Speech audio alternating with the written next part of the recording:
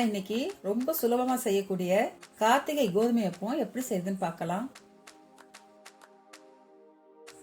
கோதுமை அப்பம் செய்யறதுக்கு ஒரு பவுலில் கோதுமை மாவு ஒரு கப், அரிசி மாவு ஒரு கப், ஏலக்காய் தூள் அரை ஸ்பூன் இதெல்லாம் ஒன்றா சேர்த்துக்கங்க. கோதுமை அப்பத்துக்கு சேர்க்க ஒரு கப் வெல்லத்தோட 1.5 கப் தண்ணி சேர்த்து அடுப்பில் வச்சு கொதிக்க விடுங்க. வெல்லம் நல்லா கரையிற அளவுக்கு கொதிக்க வச்சா போதும். வெல்லம்லாம் நல்லா கரைஞ்சு கொதிச்சிருச்சு. இதோட கசட் நீக்கிறதுக்காக வடிகட்டிக்கங்க. வடிகட்டின இந்த வெள்ளை கரைசலை நல்லா ஆற விட்டுக்கங்க.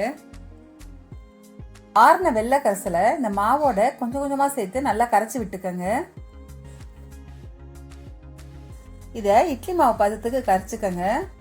தண்ணி பத்தலைன்னா கொஞ்சமா தண்ணி சேர்த்துக்கங்க. கொஞ்சம் கூட கட்டி இல்லாம இந்த மாதிரி கரைச்சி எடுத்துக்கங்க. இதை பொரிக்கிறதுக்கு கடாயில எண்ணெய் எடுத்துக்கங்க.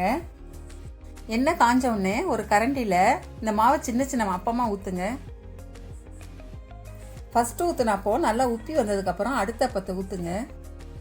அப்பதான் அப்பம் ஒன்னோட ஒன்று ஒட்டிக்காம வரும். அப்பம் ஒன்னோட ஒன்று ஒட்டிக்காத மாதிரி மாவை ஊத்துங்க.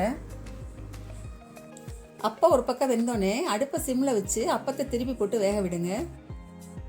அவ்வளோதான், கார்த்திகை அப்பம் நல்லா புசு புசுன்னு தயாராகிடுச்சு. இது மாதிரி எல்லா மாவையும் அப்பமாக ஊற்றி எடுத்துக்கங்க. இந்த அப்பம் செய்கிறது ரொம்ப சுலபம். இந்த கார்த்திகைக்கு இந்த அப்பத்தை செஞ்சு பாருங்க.